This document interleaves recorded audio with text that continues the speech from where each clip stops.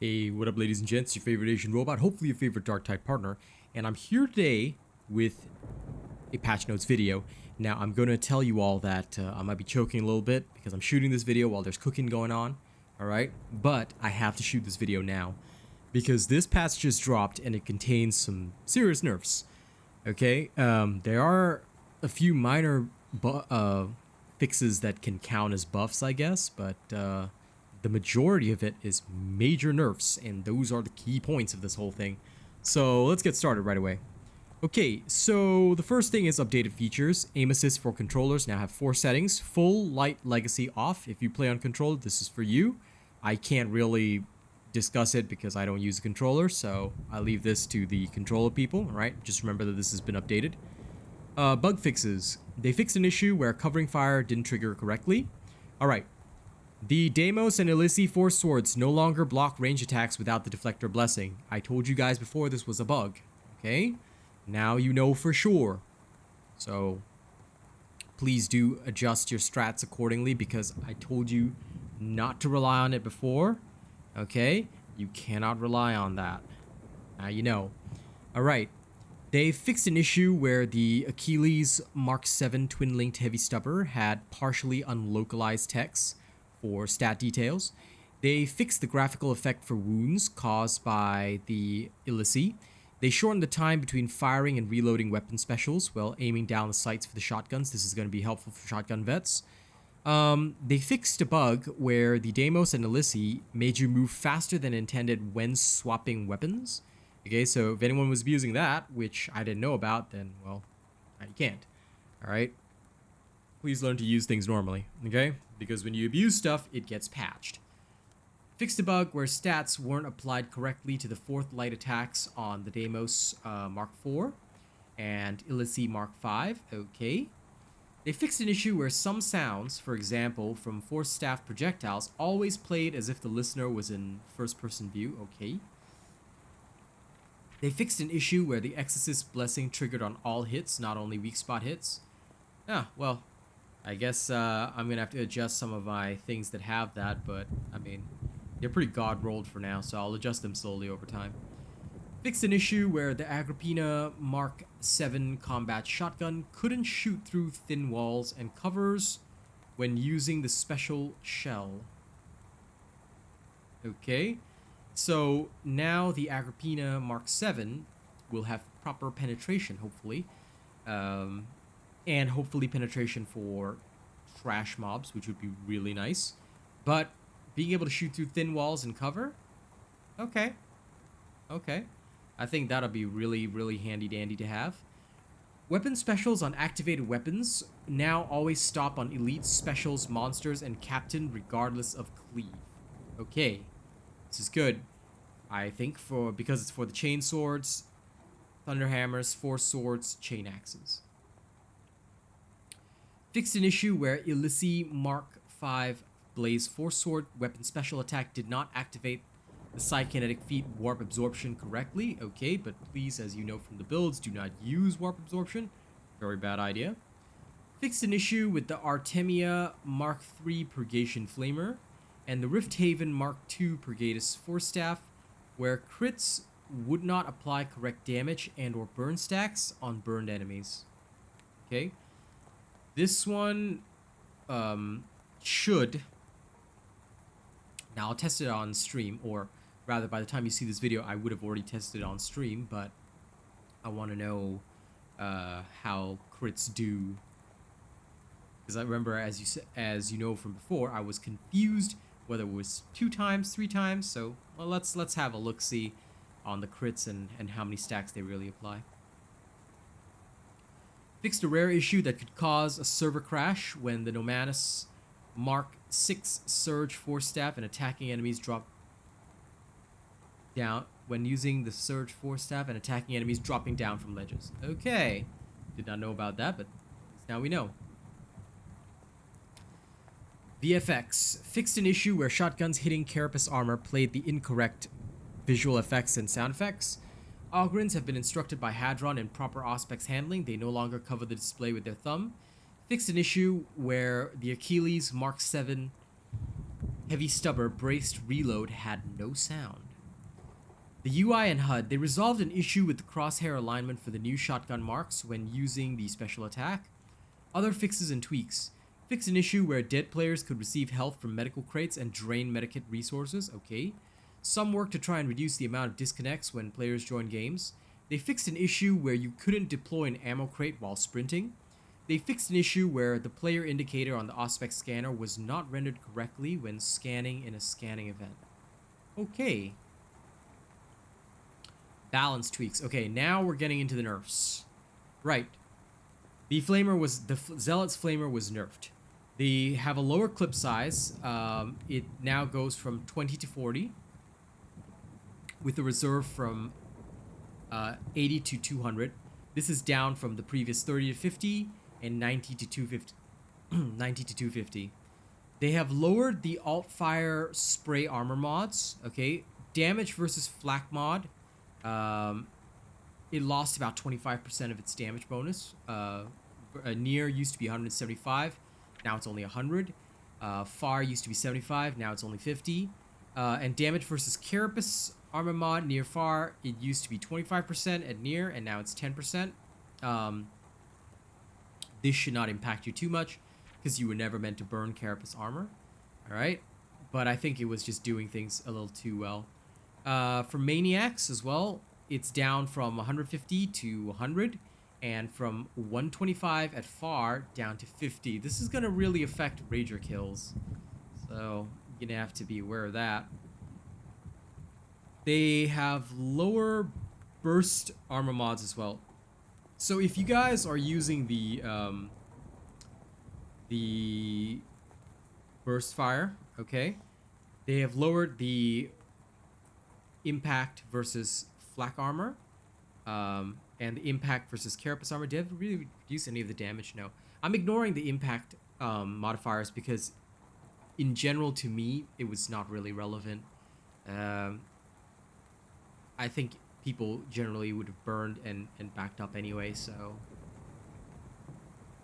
But they are reducing the burst armor mod's impact across the board against flak, carapace, maniac. And it's quite hefty. It used to be in the hundreds before, now only the nears are 100. Far distance is all 50%. The maniac, it used to be 150, 150, and now it's down to 100 and 50%. Okay, that's wild. They reduced the initial impact from alt-fire spray, ramps from impact range 1 to 2 to 10 to 15, and it was 5 to 9 to 10 to 15. Okay, so they have changed, like, the final impact damage of your flamer spray is still the same at 10 to 15, but the initial spray is going to be only 1 to 2, so you're going to have to be careful when using the flamethrower. The devs have noted that they wanted to adjust the broad capability of the flamer to deal with pretty much all targets, specifically when combined with Zealot's ability Chastise the Wicked that grants armor penetration after use. So the armor penetration is now intended. Okay, so they've turned what used to be a glitch into a feature. By increasing the value of armor for our poor burning enemies while limiting the amount of stagger, we hope to create a clearer use for the flamer. Since the armor penetration effectively degrades carapace armor to flak armor, the removal of high damage versus flak helps bring flamer-wielding zealots into more balanced territory. Combined with a lower clip size, we hope to move away from the general-purpose purging tool that leaves nothing left alive to a more defined horde-clear role that benefits from some help dealing with heavily armored enemies. It should still leave most things dead, but require slightly more diligent purging. Okay, now the next big freaking nerf. Power swords. Now, first of all, Zealots haven't gotten a lot of buffs. Veterans and Psychers have. Veterans have received some nice buffs, although not as many as the Psyker. And now they have basically also kicked us in the nuts with our universal melee tool. Almost every veteran uses a power sword. I've spent a lot of the past streams rolling for perfect power swords, in my own opinion. And now, they have reduced the number of attacks per weapon special activation from 2 to 1. Now, since the power sword is only useful when using its weapon special, Power Cycler is now a must-have. Basically, power swords now get 1 activation on default and a total of 3 if running Power Cycler, down from 2 to the default and 3 with the blessing. Why? Because Power Cycler will now reduce the number of extra attacks per weapon special activation from 3 down to 2. Okay? So basically, you need Power Cycler to bring it back to its old standard. Please be very aware of that. They have removed the extra weapon special attacks when using heavy attacks. Power Cycler Blessing. Reduce the number of extra attacks. Okay, that one I already covered, sorry. Because I did this out of order. And they fixed an issue where chaining attacks would sometimes not count toward the number of activations properly. Yay. Okay, great. So that should now be fixed, and that should now be handled. Rant.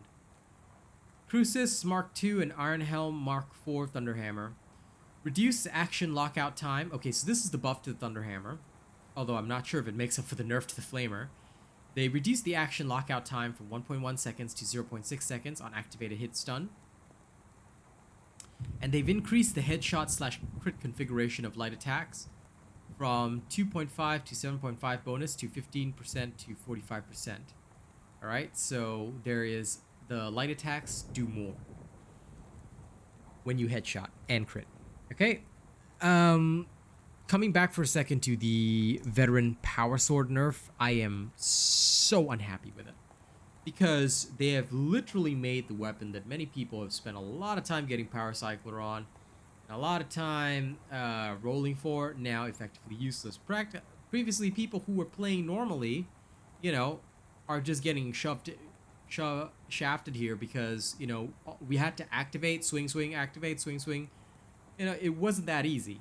You know, you had to learn the cadence, the rhythm, the timing. Of course, it was a strong weapon, but now we're going to just default to, like, what, Mark V combat axes? I'm going to build one, but it's still annoying because most of the materials would have been spent on rolling ranged weapons, and now we're going to have to find a whole different melee to cover for all this. Thankfully, the Psychers taught me plenty, so Mark V, I'm going to get myself a good Mark V combat axe. Then we'll see where we go from there. Okay. Shotguns and Ripper Guns. Fire Frenzy Blessing fixed and rebalanced across the tiers from 4, 6, 80, 10 to 7.5, 10, 12.5, 15.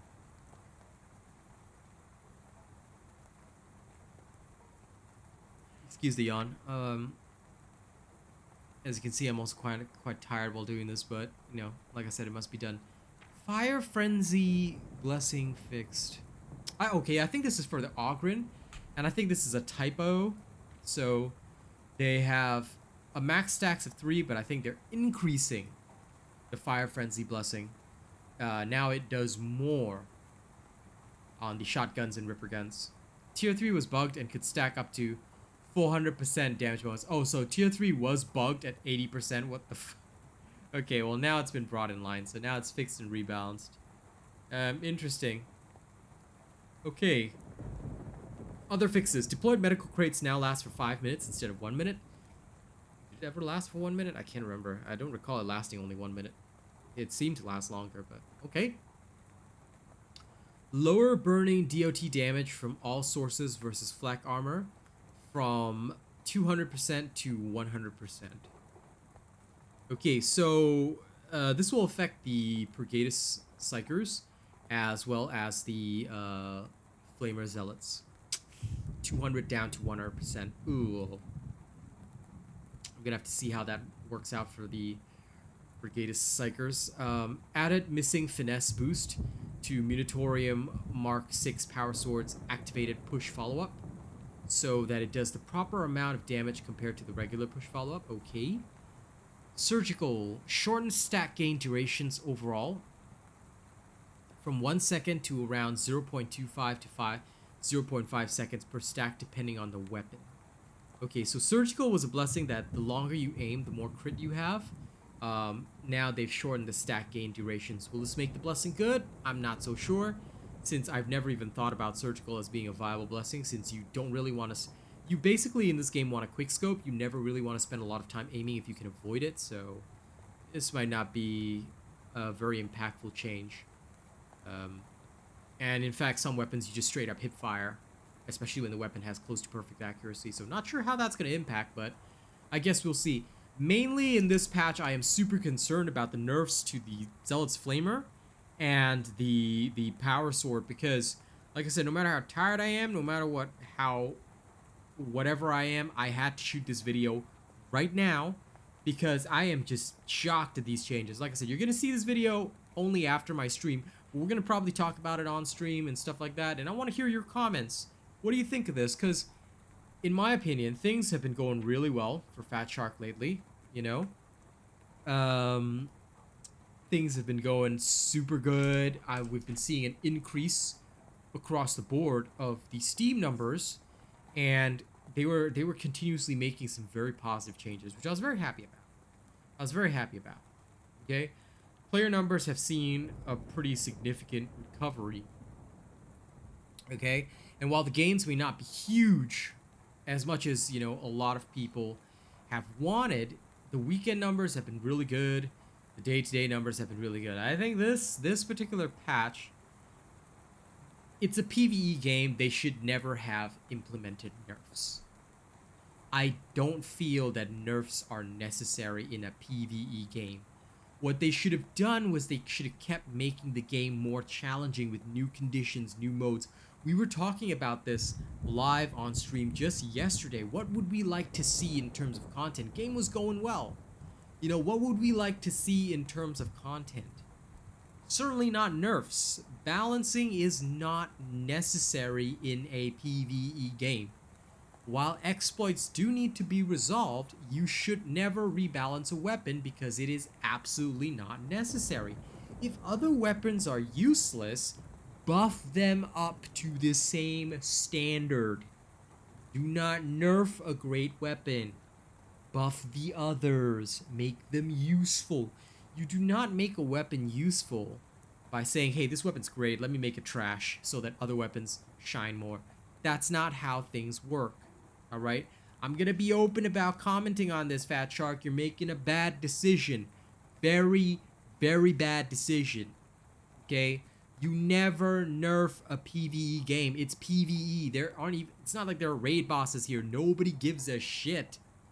Okay? How quickly somebody can speedrun content or do this or do that, it's PvE. Our player base is not even large to begin with. Why implement nerfs? They are not necessary.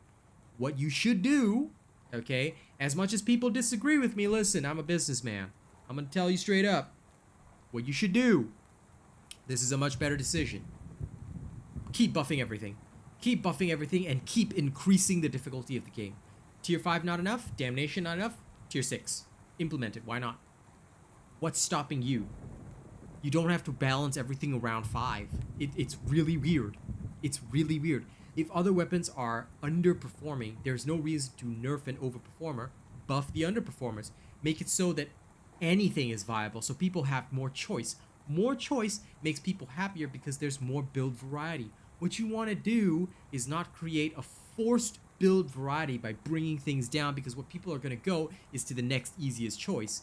That's not how you do it. If other weapons are failing, you should buff them up, bring them up, and then we have more build variety. Even as content creators, we can start mixing and matching and saying, okay, now everything is viable. Wow, maybe we can use some of this, maybe we can use some of that, and we'll pull together some interesting builds. Leave it to us to create the interesting builds. We will do it for you. But stop with the nerfs, okay? Nerfs are terrible. Don't nerf anything. Nerfs are unnecessary. Fix exploits, but do not nerf. This is the only time I'm gonna rant in one of these patch notes videos. This is the only time I'm gonna, share an open opinion. They don't take my advice, that's up to them. All right? Regardless, I'm a partner. I do my job. Okay? My job is to do content creation. I'm not paid for that job, but, as a partner, we have some mutual respect. I don't work for Fat Shark. I work with Fat Shark. And that's why I'm giving them this advice right now. Stop with the nerfs. Nobody's happy about nerfs. You're going to push player base away.